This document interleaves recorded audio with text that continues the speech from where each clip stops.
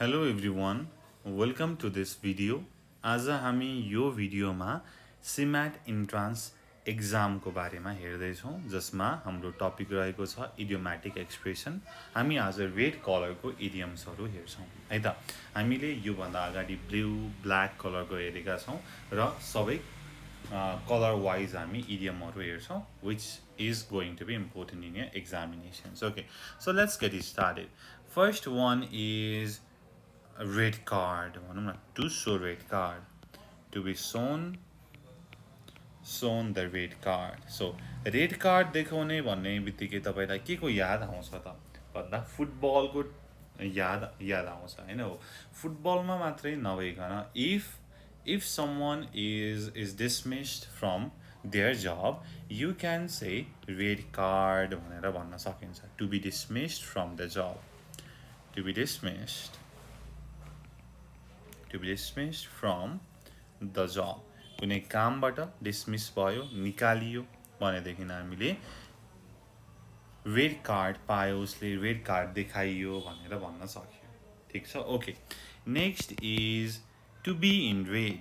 To be in the red. So to be in the red means what? रातोमा हुनु, रातो कलरमा हुनु means to have an overdraft, to be at loss हुने, overdraftमा date हुने भन्नको लागि चाहिँ हामीले in the red भनेर भन्छौँ. in the red चाहिँ हामीले लसको लागि युज गर्छौँ. जस्तै तपाईले पनि चार्टहरू हेर्नुभयो भनेदेखि लसको लागि हैन, डिक्रिज हुनको लागि रेड कलर देखाइएको हुन्छ, हो त्यो भनेको इन द रेड भनेर भयो. सो इन द रेड भनेको लसमा हुनु भनेर भनेको भयो.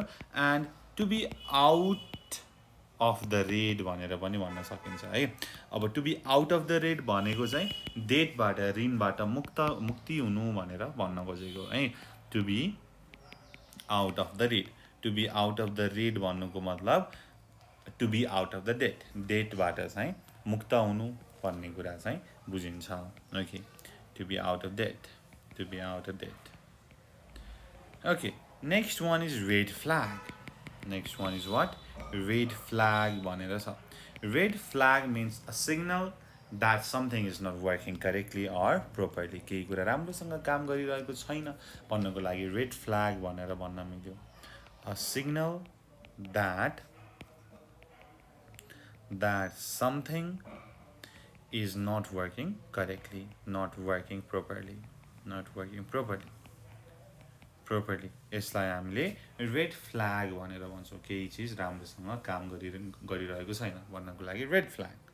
Okay, next one. Next is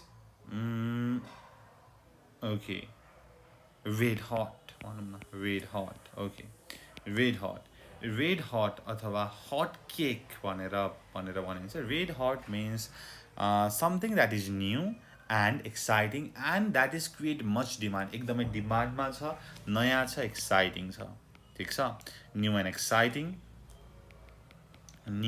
exciting, creating much demand, एकदमै डिमान्डमा छ, एकदमै एक्साइटिङ छ, नयाँ छ भनेदेखि त्यसलाई चाहिँ रेड हट भनेर भन्न सकियो. The new video game is red hot भनेर हामीले भन्छौँ. ठिक छ. Okay, next. Okay, let's see. Next is red-handed. So रङ्गे हात पक्रिनु भनेर भनिन्छ नि हैन. Okay, catch someone red-handed.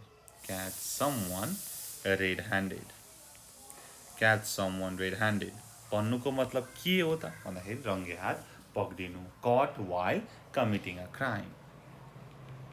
To catch while committing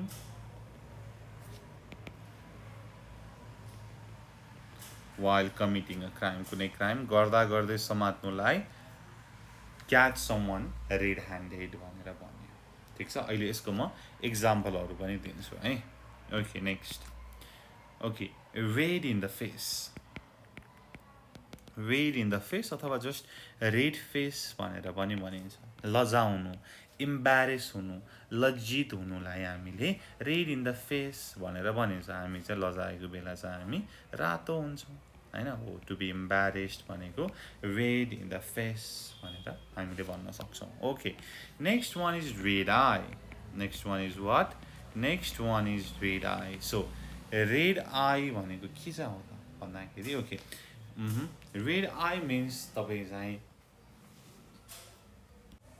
कतै जानको लागि राति निक्लिनु भएको होला र बिहान पुग्नु भएको होला है सो त्यस्तो त्यस्तो जर्नीलाई चाहिँ रेड आई भनेर भनिन्छ ओके नाइट बसको ट्राभल हुन्छ नि हो त्यसलाई रेड आई भनेर भनिन्छ है लिभ्स एट नाइट अनि and arrives early in the morning हो यस्तो ट्रिप यस्तो journeyको लागि रेड आई भनेर भनिन्छ so we had to catch the red eye flight last night I am completely exhausted now we had to catch the red eye flight last night and I am completely exhausted now भनेर भन्न सकिन्छ okay next one important one a red letter day red letter day भनेको रातो शब्द sorry रातो अक्षरको दिन भनेर भनेको होइन it is said to be important day महत्त्वपूर्ण दिन होइन मेमोरेबल कुनै दिन छ भनेदेखि त्यसलाई रेड लेटर डे भनेर भनिन्छ है मोस्ट इम्पोर्टेन्ट डे ओके यसको म सबैको इक्जाम्पल तपाईँलाई दिन्छु है त okay so next one is see red to see red रातो देख्नु भनेको के होला त to see red. So to see red is uncontrollable rage, anger against someone or something. कसैको चाहिँ विरुद्धमा चाहिँ एकदम कन्ट्रोल गर्नै नसकिने रिस त्यो राग हुन्छ नि हैन रिज हो त्यसलाई टु सी इन रेड भनेर भनिन्छ okay next one is red tape okay red tape or red tapeism भनेर भन्छ red tape or red tapeism is excessive official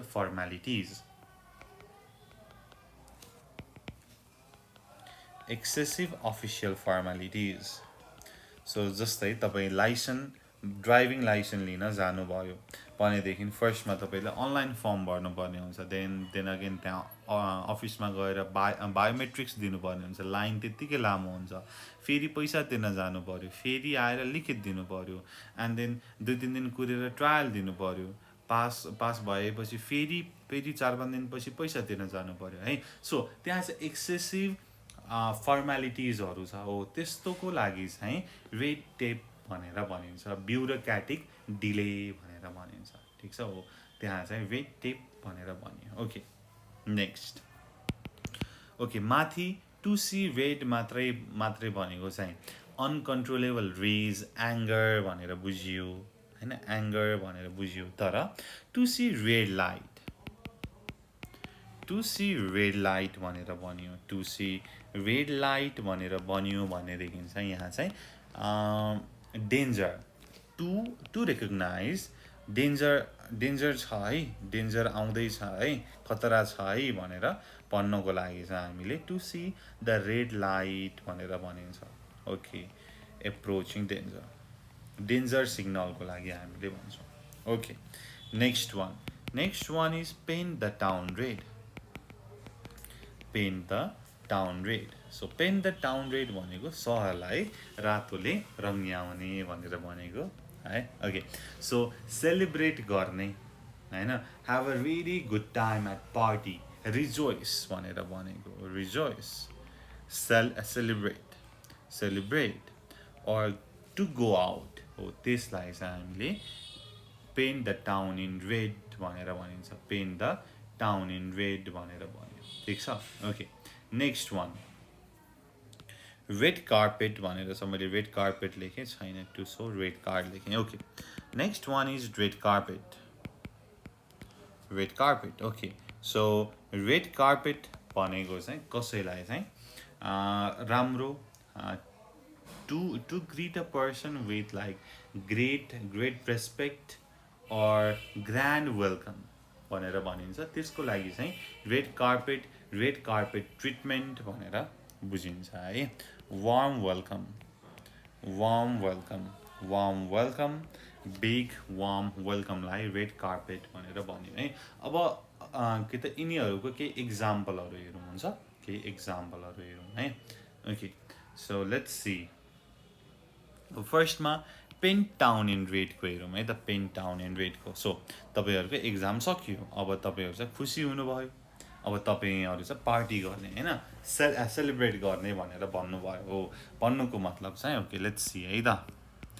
After the exam was over, after the exam was over, the students decided to paint the town red, to paint the town red भनौँ न, to paint the town red। अब exam सकियो, exam सकेपछि celebrate गर्नेको लागि चाहिँ pain the town red भनेर भने, ठिक छ। ओके, सो मैले माथि रेड अलर्ट भनेको के चाहिँ भनेको थिएँ, रेड अलर्ट लेखेँ मैले छैन। ओके, रेड अलर्ट छैन, रेड फ्ल्याग भनेर छ है त। Okay, red flag or red alert भनेको वार्निङ भनेर भनिएको। So you can say US Navy is in red alert, US Navy is in red alert, warning भएर ऊ चाहिँ तयारी अवस्थामा छ होइन भन्ने कुरा भयो। ओके, सो रेड कार्पेटको कुरा छ। So Hari was given red carpet welcome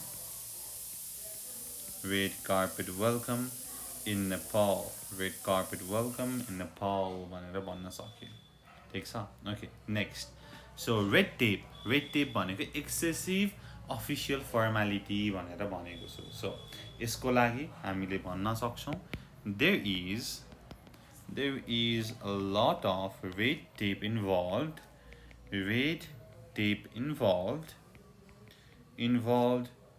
with starting a business, so business start गर्नको लागि त्यहाँ धेरै रेड टेप हामीले फलो गर्नुपर्छ, धेरै झन्झट छ, अफिसियल फर्मालिटीहरू छ भनेर भनेको, ठिक छ। ओके, नेक्स्ट इज रेडिङ भनेर थियो। रेडिङ भनेको डेट होइन, घाटा, लस भन्ने कुरा थियो। So okay let's C. So most of the business says they are in reading nowadays। So धेरै जस्तो बिजनेसले हामी घाटामा छौँ, हामी डेटमा छौँ, ऋणमा छौँ भनेर भन्छन् भन्ने कुरा भयो, ठिक छ। So these are idioms with red है, यो चाहिँ रेडको इडियम भयो। अब यसलाई सर एकचोटि हेरौँ है। Okay, let's see. To be shown the red card means dismissed from a job. To be in the red means loss, debt. To be out of the debt means you are in profit. Red flag is a signal that something is not working properly. केही कुरा राम्रोसँग काम गरिरहेको छैन भन्नको लागि red flag भनेर भयो। रेड अलर्ट भनेको चाहिँ अलर्ट भयो एन्ड तयारी अवस्थामा, डेन्जरमा चाहिँ अब तयारी अवस्थामा भन्नको लागि रेड अलर्ट भनेर भनिन्छ। Red hot means something new, something exciting and that is creating much demand, एकदमै डिमान्ड छ त्यसको भनेदेखि रेड हट भनेर भन्छौँ। Catch someone red handed, so कसैलाई रङ्गे हात पक्रिनु भनेको रेड ह्यान्डेड भयो। Red in the face means to become embarrassed हुनुलाई रेड इन द फेस भनेर भन्यो। Red eye flight, red eye journey भनेको leaves at night and arrives early in the morning. बेलुका तपाईँले ट्राभल गर्नुभयो र बिहान त्यो आफ्नो डेस्टिनेसनमा पुग्नुभयो भनेदेखि रेड आई ट्रिप भनेर भने जस्तै नाइट बस है, काठमाडौँबाट अन्त जाने नाइट बसको कुरा गरौँ। Red letter day means most important day. So the graduation was red letter day for my parents, मेरो प्यारेन्ट्सको लागि एकदमै इम्पोर्टेन्ट डे थियो भन्नको लागि रेड लेटर डे भन्न सकियो। To see red means uncontrollable anger and rage, एकदमै रिस उठ्ने, like to see red. Okay, red tape means excessive official formality, bureaucratic delay भनेर भनियो। To see red line means to see danger. Paint the town in red means rejoice, celebrate party go out red carpet means warm welcome है ल हामीले यति गऱ्यौँ यो हाम्रो रेडको बारेमा थियो है यसै गरी हामीले सबै भिडियोहरू गरेका छौँ तपाईँले हेर्न सक्नुहुन्छ है त ओके सो यो भिडियोको लागि यति नै thank you so much for watching until next time goodbye keep learning Jai Chandra Surya piece